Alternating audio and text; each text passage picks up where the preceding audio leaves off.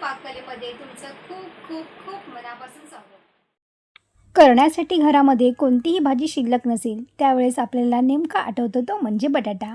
बटाटा असा पदार्थ आहे की लहानांपासून मोठ्यांपर्यंत सगळ्यांनाच आवडतो आणि पटकनसुद्धा ही भाजी केली जाते. बटाट्यापासून सुकी भाजी, रस्सा भाजी किंवा बटाट्याच्या काचऱ्या सगळ्यांनाच आवडतात. तर आज आपण बटाट्यापासून बटाट्याची रस्सा भाजी तयार करणार आहोत. ही बटाट्याची करी अतिशय टेस्टी लागते.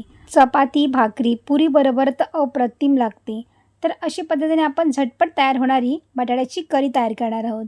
वेळ न दवडता आपण लगेच रेसिपीला सुरुवात करूया. इथे मी 5-6 बटाटे घेतलेले आहेत. हे मीडियम साईजचे छोटे बटाटे आहेत. तुमच्याकडे जर मोठे असतील तर तुम्ही मोठेसुद्धा घेऊ शकता. छोटे घेतले तर पटकन शिजले जाते, भाजीसुद्धा याची पटकन तयार होते. तर अशा पद्धतीने इथे मी बारीक स्लाईसमध्ये आपल्याला कापून घ्यायचे आहेत. अगदी पातळसुद्धा करायचे नाही आहेत, थोडेसे जाडसर ठेवायचे आहेत.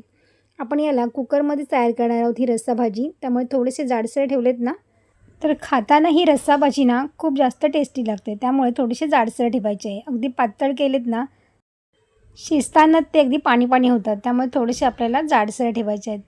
आपल्याला बटाटे लगेच कापल्यानंतर पाण्यामध्ये घालायचे आहेत, नाहीतर ते काळसर पडू शकतात. तर बटाट्याची साल मी ते काढलेली नाही आहे. तुम्हाला जर हवं असेल तर तुम्ही बटाट्याची साल याच्यामध्ये काढून घेऊ शकता. तर अशा पद्धतीने आपले सगळे बटाटे व्यवस्थित स्वच्छ धुवून घ्यायचे आहेत. 2 ते 3 पाण्याने स्वच्छ धुवून घेतल्यामुळे बटाट्यावरचे जे स्टार्च असतं ना ते पूर्णपणे निघून जातं. थोडा वेळ आपण याला पाण्यात ठेवून देऊया. आता आपल्याला टॉमॅटो लागणार आहे, तर टॉमॅटोसुद्धा इथे आपण कापून घेणार आहोत. तर या भाजीसाठी आपण कोणतंही वाटण तयार केलेलं नाही आहे. बिना वाटण्याचीसुद्धा ही रस्सा भाजी ना खायला खूप जास्त टेस्टी लागते. आणि या बटाट्याच्या रस्सा भाजीमध्ये आपण कांदासुद्धा वापरणार नाही आहोत, तरीसुद्धा भाजी ना खायला खूप छान लागते. तर अशा पद्धतीने इथे मी दोन्ही टोमॅटो कापून घेतलेले आहेत. टोमॅटो इथं कट करून झाल्यानंतर इथे मी 1 मिरची घेतलेली आहे. तिखट तर तुम्ही जास्त खात असाल ना तर 2 मिरच्या घेतल्यात ना तरी देखील चालेल, पण इथे मी 1च मिरची घेतलेली आहे. छान अशी बारीक कट करून घ्यायची आहे. आपण टोमॅटो आणि मिरची ती कट करून घेतलेली आहे. त्यानंतर आपल्याला कुकरमध्ये थोडंसं तेल घालायचं आहे. तर ही भाजी आपण कुकरमध्ये तयार करणार आहोत. त्यासाठी इथे मी कुकरमध्ये थोडंसं तेल घेतले आहे. तेल छान गरम झाल्यावरती यामध्ये आपल्याला अर्धा छोटा चमचा जिरं घालायचं आहे. जिरं छान फुलल्यानंतर यामध्ये आपल्याला 7 ते 8 लसूण पाकळ्या घालायच्या आहेत. छान ठेचून आपल्याला लसूण पाकळ्या घालायच्या आहेत. आणि इथे मी कट करून नाही घातलेले आहेत, फक्त हलक्या आपण ठेचून घेतलेल्या आहेत, त्यामुळे छान असा फ्लेवर या भाजीमध्ये येतो. त्यानंतर इथे मी हिरवी मिरची घातलेली आहे.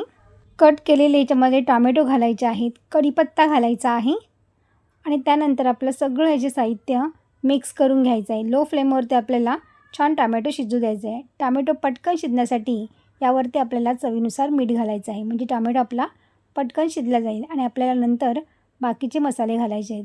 आपण यामध्ये कोणतंही वाटण घातलेलं नाही, त्यामुळे ना आपल्याला टोमॅटो छान शिजला गेला ना त्याचा रस्सासुद्धा छान होतो. आता आपण टोमॅटो छान नरम झालेला आहे. आता यामध्ये इथे मी 3 ते 4 चमचे ओलं खोबरं घेतलेलं आहे. तुमच्या घरी जर ओलं खोबरं नसेल तर तुम्ही या ठिकाणी सुकं खोबरं जरी घेतलं ना तरी देखील चालेल. सुका खोबऱ्याचा किस घातलात ना याच्यामध्ये तरीसुद्धा भाजी तितकी जास्त टेस्टी लागते. टेस्टमध्ये काहीही फरक वाटत नाही, त्यामुळे तुम्ही सुकं खोबरंसुद्धा इथे वापरू शकता. आता यामध्ये आपण काही मसाले घालणार आहोत. तर हळद घेतलेली आहे इथे मी अर्धा छोटा चमचा गरम मसाला घालायचा आहे आणि कसुरी मेथी मी इथे अर्धा छोटा चमचाच घातलेला आहे. सगळं व्यवस्थित मिक्स करून घ्यायचं आहे. कसुरी मेथी आपल्या या ठिकाणी जास्त घालायची नाही आहे, अर्धा चमचा इतकीच आपल्याला हातावरती चोळून घ्यायची आहे. आणि त्यानंतर इथे मी 1 चमचा लाल तिखट मसाला घातलेला आहे. तर तिखट मसाला तुम्ही इथे तुमच्या आवडीप्रमाणे कमी जास्त करू शकता. आपण यामध्ये मिरचीसुद्धा घातली होती. आता आपल्याला सगळं मिक्स करून घेतल्यानंतर यामध्ये इथे मी थोडंसं पाणी घातलेलं आहे, पण पाणी घालताना आपल्याला कोमट करूनच घालायचं आहे, त्यामुळे छान अशी तरी सुटते. तेल जरी तुम्ही कमी घातलं ना तरीसुद्धा या मसाल्याला मस्त एकदम तरी सुटते आणि चवही खूप छान लागते. मसाला छान शिजल्यानंतर आपल्याला यामध्ये बटाट्याच्या ह्या कात्र्या घालून घ्यायच्या आहेत. त्यासुद्धा सगळं मिक्स करून घ्यायचं आहे. पाणी न घालताच आपल्याला व्यवस्थित असं मसाल्यामध्ये मिक्स करून घ्यायचं आहे आणि नंतरच आपल्याला याच्यामध्ये पाणी ॲड करायचं आहे. तुमच्याकडे सुद्धा अशा पद्धतीने बटाट्याची रस्सा भाजी केली जाते का, मला नक्की कमेंट करून सांगा. आणि त्यानंतर इथे मी पाणी घातलेलं आहे. पाणी मी ते कोमट करूनच घातलेलं आहे.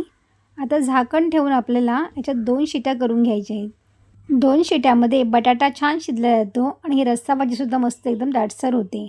कुकरच्या इथे 2 शिट्या झालेल्या आहेत. कुकर आपल्याला थोडंसं थंड झाल्यानंतरच खोलायचं आहे आणि तुम्ही पाहू शकताय बघा, मस्त एकदम बटाटा आपला छान शिजला गेलेला आहे आणि बटाट्याचा रस्सासुद्धा काही मस्त दिसत आहे बघा. छान एकदम दाटसर झालेला आहे. वरून आपल्याला कोथिंबीर घालायची आहे आणि सगळं असं मिक्स करून घ्यायचं आहे. ही भाजी तुम्ही कशासोबतसुद्धा खाऊ शकता. भाताबरोबर, भाकरीबरोबर किंवा पोळी चपातीबरोबरसुद्धा खाऊ शकता आणि पुरीबरोबर तर खूपच जास्त टेस्टी लागते. तर अशा पद्धतीने ही भाजी झटपट होणारी तुम्हीसुद्धा नक्की ट्राय करून बघा. तर तुम्हाला आजची रेसिपी कशी वाटली मला कमेंट करून नक्की सांगा. रेसिपी आवडली असेल तर लाईक, शेअर आणि सबस्क्राईब करा. बाजूची बेल आयकॉन पण जरूर प्रेस करा, जेणेकरून जेव्हा आपण मी नवीन व्हिडिओ अपलोड करेन त्याची सर्वात आधी नोटिफिकेशन तुम्हाला पाहायला मिळेल. पुन्हा भेटू अशाच एका नवीन रेसिपीमध्ये. तोपर्यंत मस्त खा आणि स्वस्त राहा.